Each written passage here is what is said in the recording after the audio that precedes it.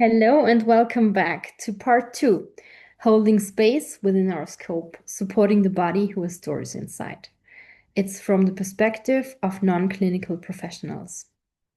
We're here today because we are not here for diagnosing, we don't treat trauma, but we offer presence, rhythm, and safe attention.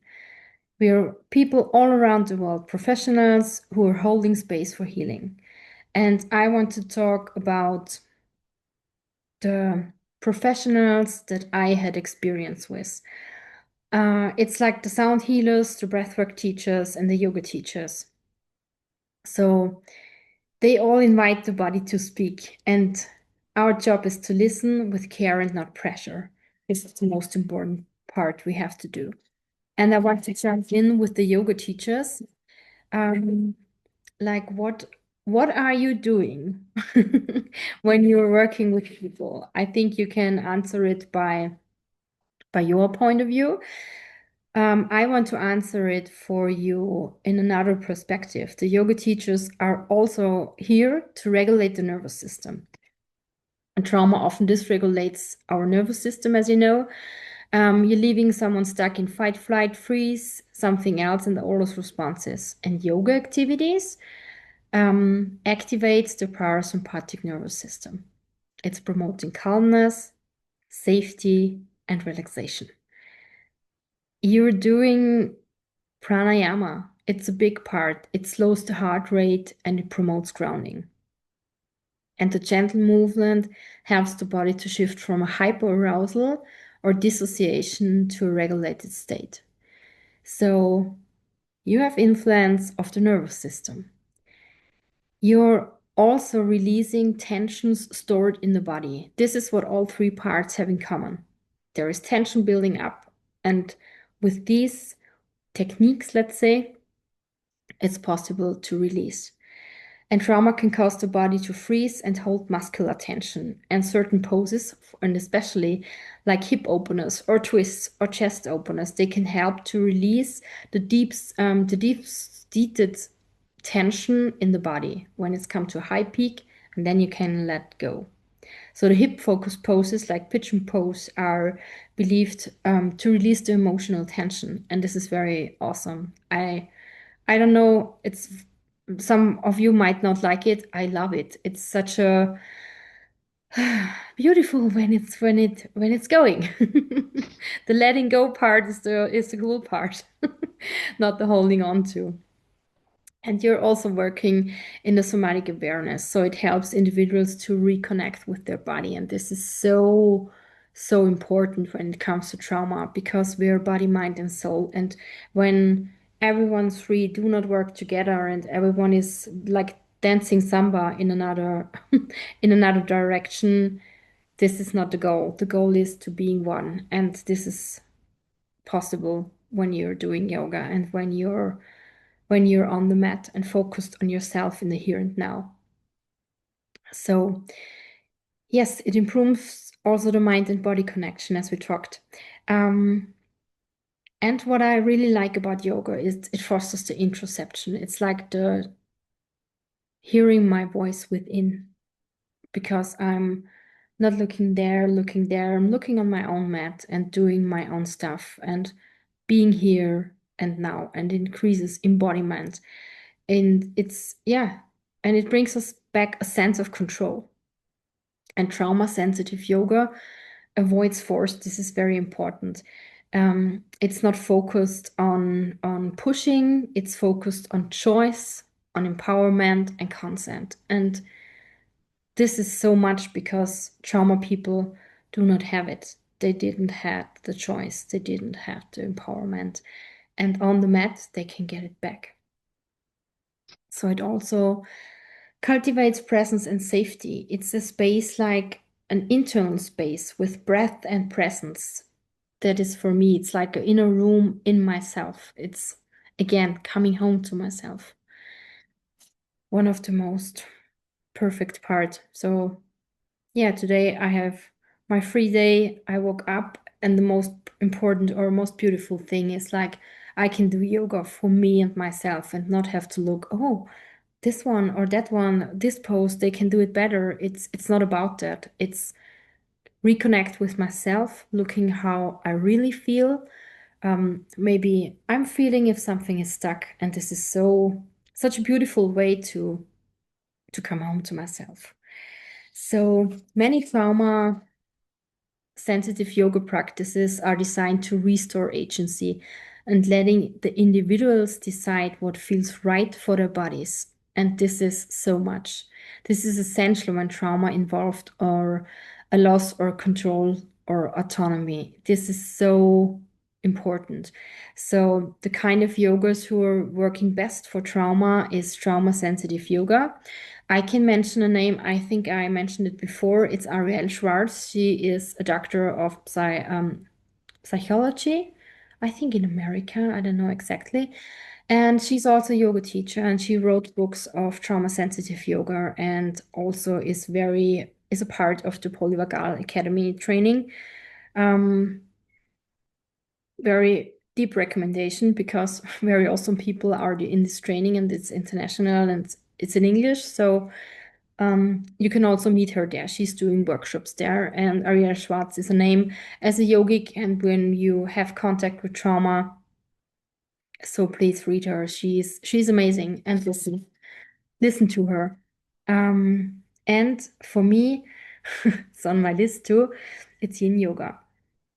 It's like the calm and the soft part, the coming back in the body. It's very, very, very, very grounding. So yes, it's on my list being a Yin yoga therapist one day, because also I can feel the benefit what Yin yoga does to me. And when it comes to trauma, it's more like the gentle hatha, the slow vinyasa style. It's not the pushing, not the hot yoga, not the hard stuff, not Bikram, not Jivamukti. It's a little bit too much. Or Kundalini, it can overwhelm you. So the slow, the tension, where you can have the control of all of your body. Yes. Let's jump to the next group, the breathwork teachers. Breathwork is such a big word. And it's part of yoga, the pranayama. It's part of the clinical work that we are doing when we have people with anxiety and panic attacks. What I mean is the somatic breathwork. It's amazing. I don't know if you have ever tried it before. For me, it's feeling very similar to the sound healing journeys. It's like the same part is building up tension in your body, and then when it comes to the high peak, you can release. And you only do it with your breath. And this is for me not only, it's like how much power has the breath. And it's a beautiful way to work with your body, except the dry mouth. I don't like it during sessions.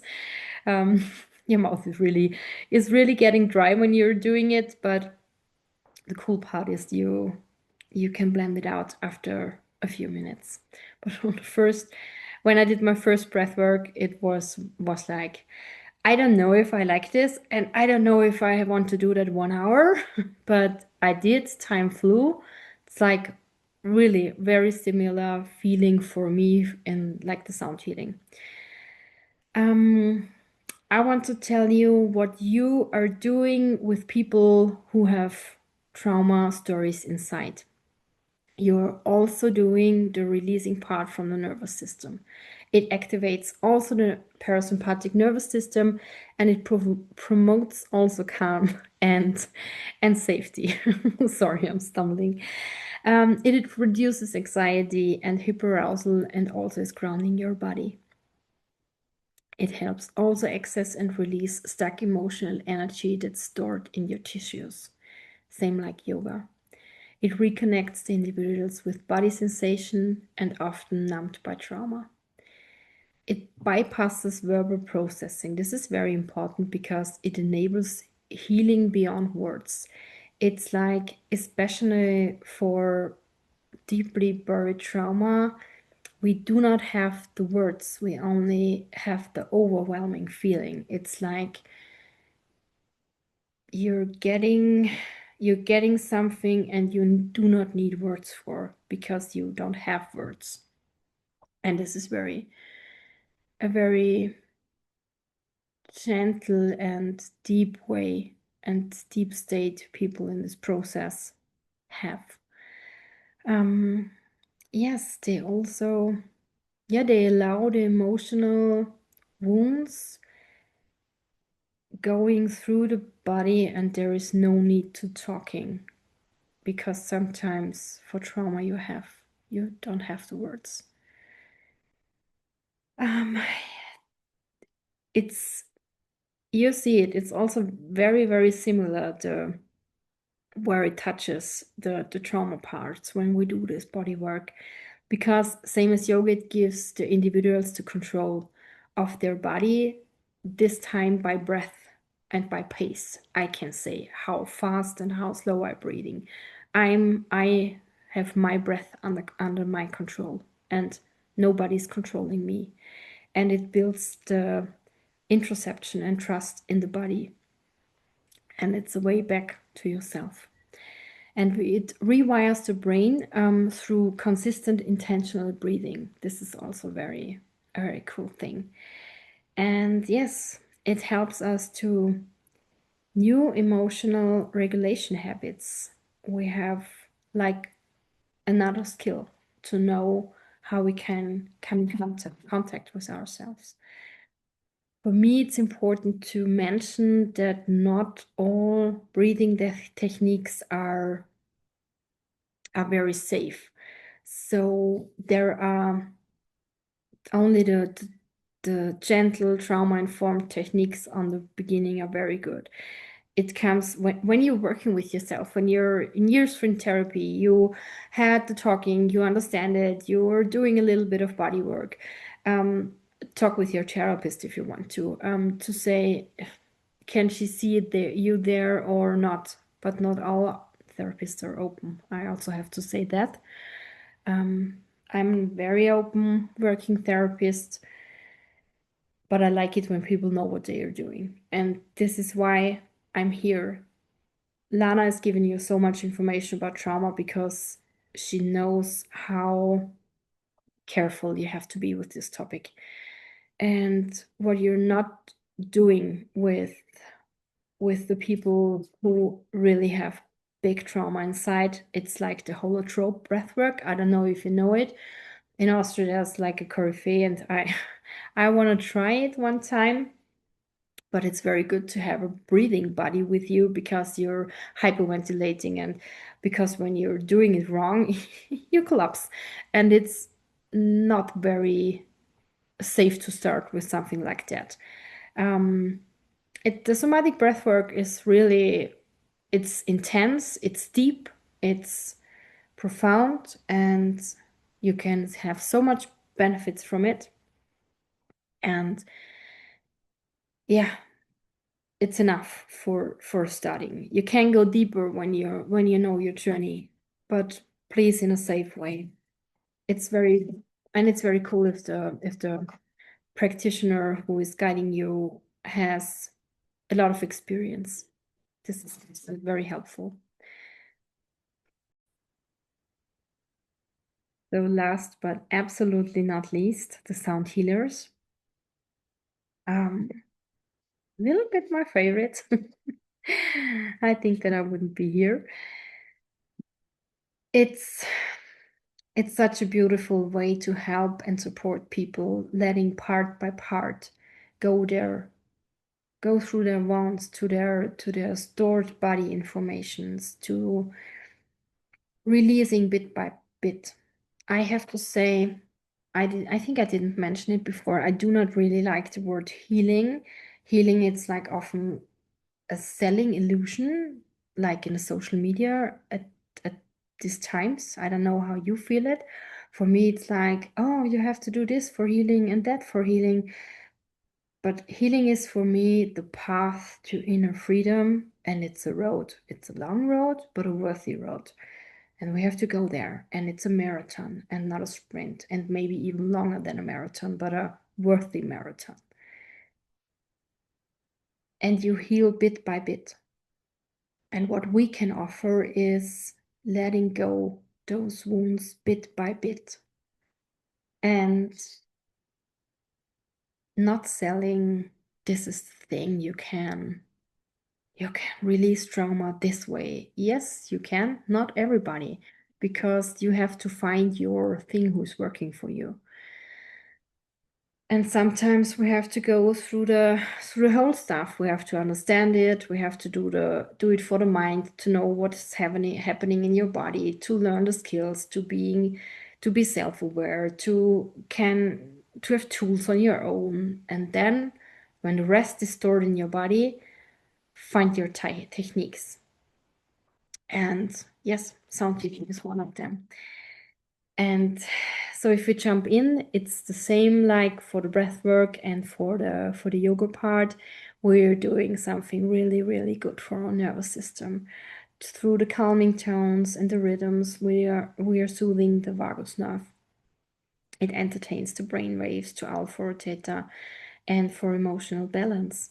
And we use the rhythmic sound and the whole energy field who comfort and are soothing us.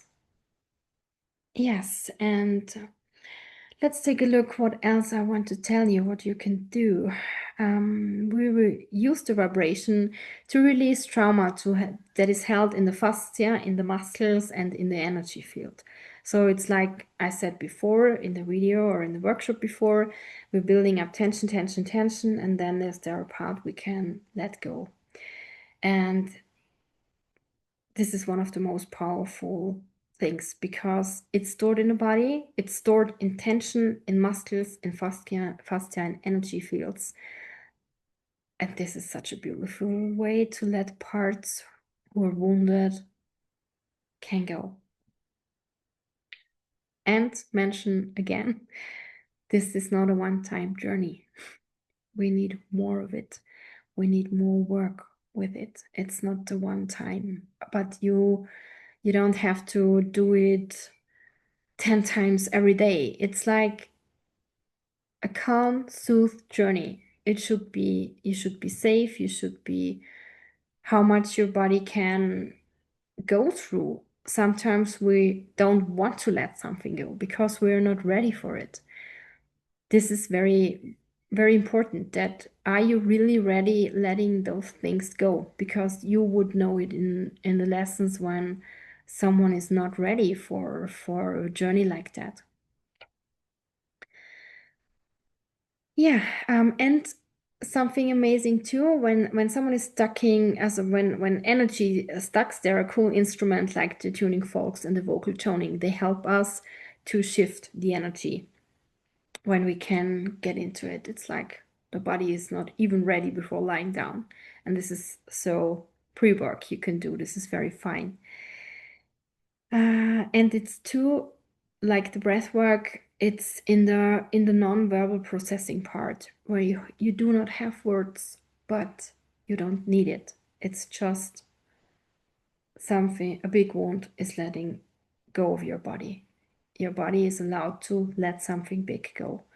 You do not always need words. Most of it, why am I crying? There is so much fear or there is so much sadness in me. We always try to think about what is it now, what I'm letting go, and we are not letting it happen. This is the art of it. Let it go and do not name it because it's stored in the body and maybe it hasn't words. Yes, sound healers also have a safety and a constant way to trauma-informed environment. The sessions are predictable, they can be gentle, non-invasive. We can build them up, we can create them. And the clients are offered control over intensity, instrument, and volume. It's also very good to know a few words if it's the first time.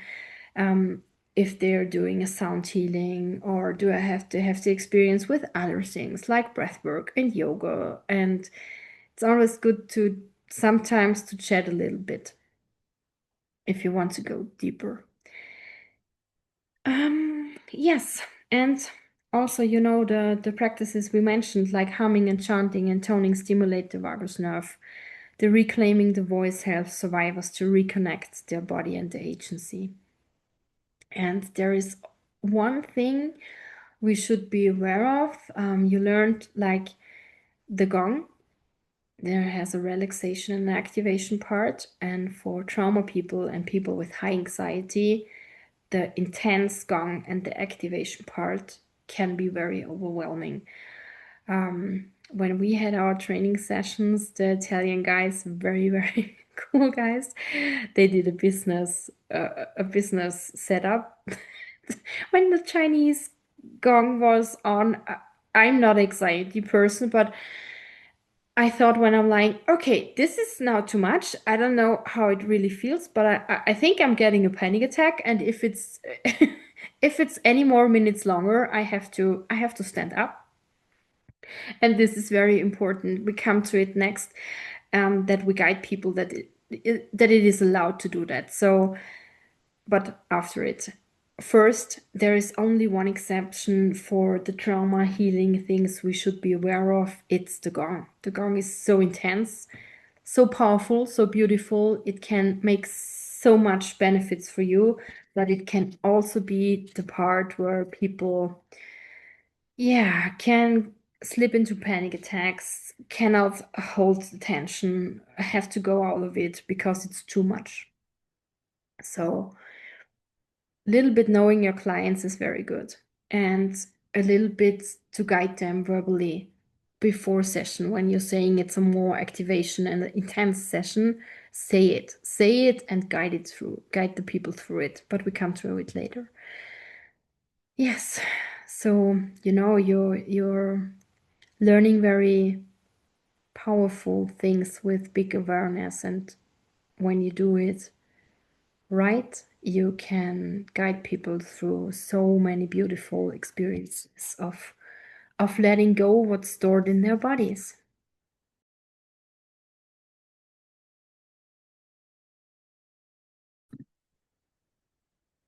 So let's jump to the trauma sensitive guidelines I mentioned before. I think it's a very good part to talk about it now, because when you have your setup and knowing it's a more intense session, or you do have no time to talk with the clients who are in your class today and have no time, it's very good to make a trauma informed intro where you saying it's an activating session, it can be very intense, yeah,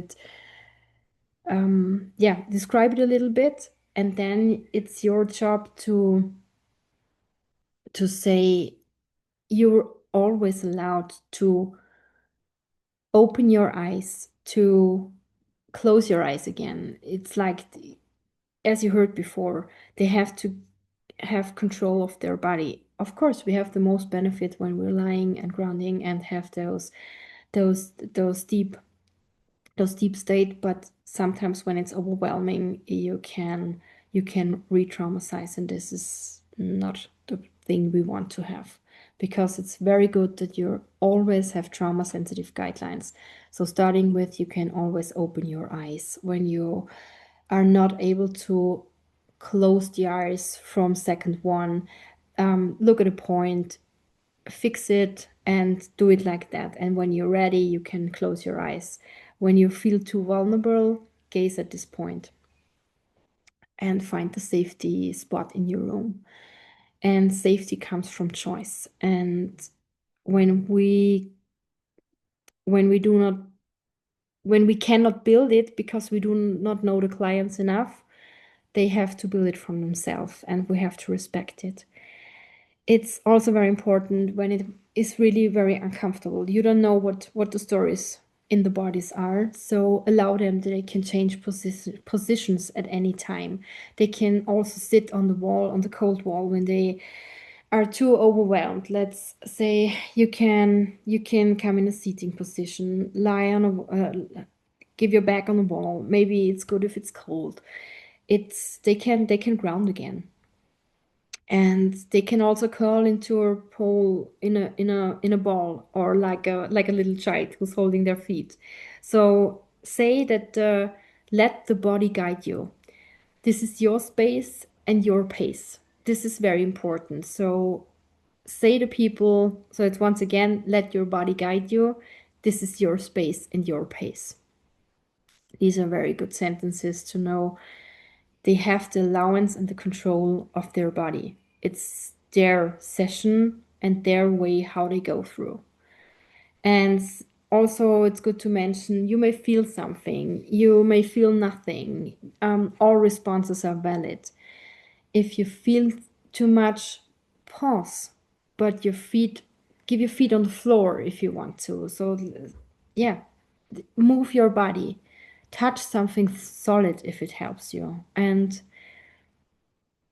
at the ending part, very, very good. So, come back to the here and now.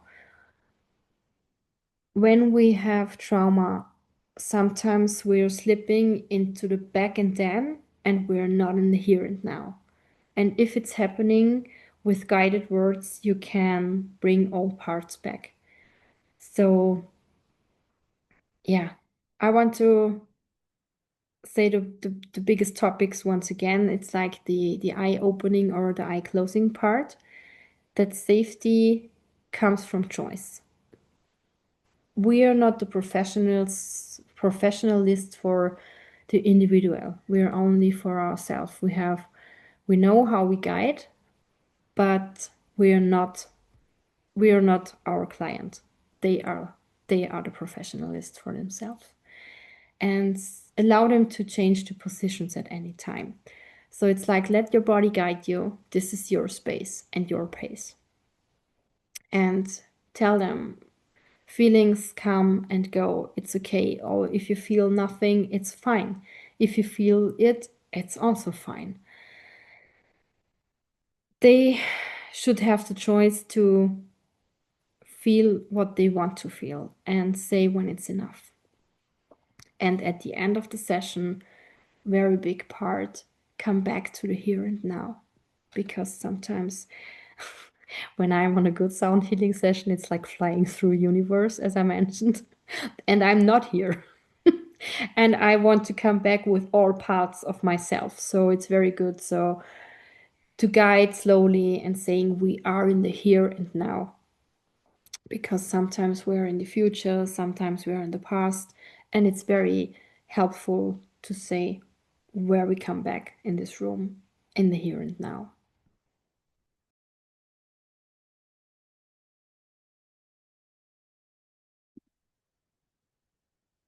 So another important part we're coming now is the when panic or overwhelm arises. I cannot say enough how important it is that you are brave and in a good state. Take maybe a few breaths on your own, because when you are able to speak slowly and gently and do not rush or run, and being on this in this calm tone, it's a very high chance that you can co-regulate your client and the person in front of you. It's always working with the mirror neurons. I don't know if you heard about it today, because it's like what we sending out, we are getting back, and maybe the other person can feel it. So when someone is panicking or someone is very overwhelmed and you see it and she's not able to control it for himself, go there, ask slowly questions, not five, four, one after another. It's like, trust your inner guts. It's like, can I sit down with you? Is it okay if I touch your knee? And maybe I'm telling you from the last 2 weeks, I had a breathwork session with, so I'm doing group therapies, and sometimes I have guys with me where I do the somatic touch work and looking for the people with really big trauma. I help them if they're getting overwhelmed, and it happened. And she sit up and I asked her, can I sit down? Can I touch your knee? And she was not able. She was thought she was getting not enough air. It's a very, I don't know if any of you has panic attacks or ever had a panic attack. It's like sometimes it feels I'm dying because my breath is not enough for my body. And it's a high stress level you're into. And when someone is not rushing, is coming, can I sit down? Look at me, we're breathing again, we're breathing together. When they are not able, if you guide it verbally, I always doing the easiest way for a panic attack is like breathe in with your nose and doing slowly out. Most of the people are not able doing this if you guide it verbally, nose in and slowly out. It's like, look at me, let's do it together. Can I touch you? This is supporting because it's more grounding, but there are people who do not want that you touch them. It's okay when they say, hey, look at me. You can clap, you can make attention if they're really dissociating, but only if they are looking away. When they're not, you're staying in the calm mode. Look at me, we're doing this together. You're getting enough air. Breathe in through your nose, breathe slowly out. And you're doing it together when you see the body is getting more calm and calm. And one very cool technique is the 5-4-3-2-1, the grounding technique. I don't know if you know it. It's like 5 things you can hear, 4 things. No, it's sorry, 5 things you can see, 4 things you can hear, 3 things you can touch, 2 things you can smell, even your sweaty t-shirt or your hair or whatever, and 1 thing you can taste. It's very good even if it's water. Very cool if you have a water bottle with you or looking that there's water around you. This is one simple way, and if it's enough, start once again doing the 5-4-3-2-1 a couple of times, as you know, okay, she's fine now, or he. And yes, what else can you do? Sometimes a different seating position. It's like when I mentioned a lot of people when they're panicking liking cold. So they like the cold wall. You can lean against it and putting your feet on the ground, or some need a safe space, so they need a pillow around that they can hold it. Sometimes they can calm and jump into it in another way with another breathing technique, not with the deep ones if it's breath work, and if it's sound healing, maybe they're seeing the session and leaning against the wall, and it's totally fine because they're receiving the vibration, they're receiving the sound, and maybe they have not the, oh my God, I panicked during session. Maybe they can close with, okay, I went through it differently, but I went through it. If a person is totally collapsing, you have to pause all activities because it's not safe there anymore. So sometimes it's very good if there is a second person in the room to guide through it, or to care about that the other person can finish the session. And maybe ask them if they have a professional on their side, and if they're not, maybe you refer getting help.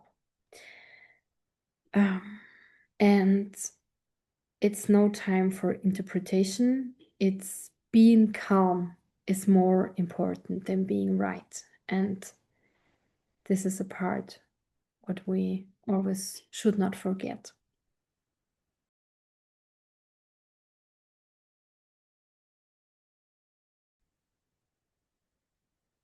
How trauma moves through. It's a very difficult to answer because trauma do not passes through one session. It's little tiny parts, and it's the marathon. It's the not the one-way street. It's the more routes street you have to go. And it's important that you know how you can see if someone is processing something and letting something go. how can you, as a sound healer, see it? Sometimes healing processes are loud, sometimes they're almost invisible. It depends on the personality from the person, or if it's an autonomic reaction when you know these stabbing noises. It's like an autonomic reaction from your body. When you're crying and this state is coming, you can't do nothing do about it. But yes, it's not really true. You can you can do it. Let it be. Let it be there, that it can really go. And as we talked about first, I hope it's not too overwhelming. This also can happen. So as I mentioned, sometimes it can be loud. It can be a deep exhale, a gentle trembling or warmth, a sudden tear or laugh. It's like when there's big tension and we're laughing, it's also reaction how we can lose tension. So laughing is also releasing. It's a shift in posture. It's a sense of being here again. And these are all those little small signs, when someone is shaking and crying and breathing heavily, or yeah, changing the position or opening the eyes or getting through the wall. You can see that they're going through something. These are all parts, and it's also very important. It doesn't always have to be trauma. It also can be a heavy week, a heavy month, a not a good situation you're in at the moment, that something is too much. It doesn't always have to be trauma. We are body, mind, and soul, and tension is stored in our bodies. So it's possible to let go what last week was, or the last month, or a person, or you had a breakup and you lost someone. And this is also a way that you don't need to have trauma, that you can let something go in those sessions. This is very important. I think I didn't mention it before. Yes, and these are signs the nervous system is processing, and sometimes there are no breakdowns, sometimes there are breakthroughs. It's not always has to be the bad side. When I'm doing my breath work and my sound healing sessions, it's so much breakthroughs, and it's not always, and this is also important to mention, a heavy emotion that is going. Sometimes in my sessions, I'm so creative that when I'm in a session, I'm thinking, oh my God, I do not have to forget this. I have to write this down. This is so amazing. This thought is so amazing. Or it's like the aha moments of my life. It's not always processing emotions.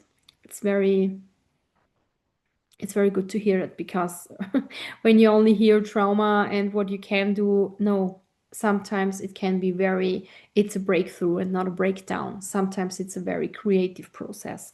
Sometimes it's only soothing and calming and activating and getting back in my body. But yes, it has the moments where the body begins to let go of what was holding, and this is also a beautiful process. And we can build them the safe environment, the safe space, the trauma guided words we should using every course we are giving.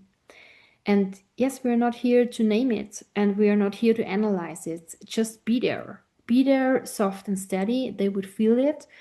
And if you have the calm attitude, they know this is a space where they can let go and they can decide. They always are navigating, they are allowed to decide. Our clients are allowed to decide for themselves.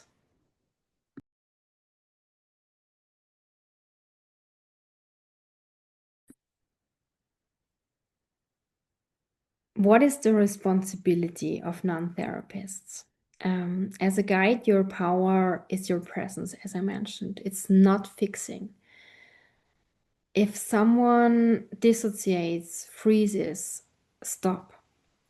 Never interpret, their experiences. Let them speak first. Respect the boundaries. So refer out when needed. And you're not here to do therapy, you're here to hold safety. And this is a very blissful professional work. And you can give so much to the people. But it's very important to hold our boundaries.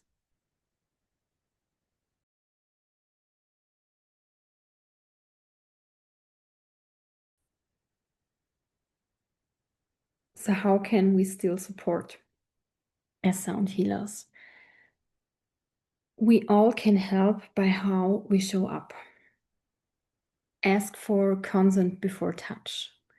Offer slow, clear guidance. Make silence feel warm. Use music, light, breath, and grounding as your allies.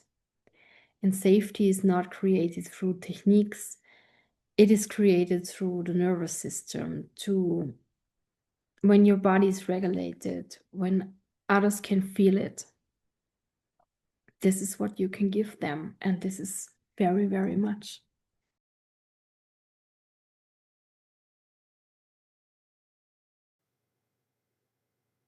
Once again, thank you so much for listening to me.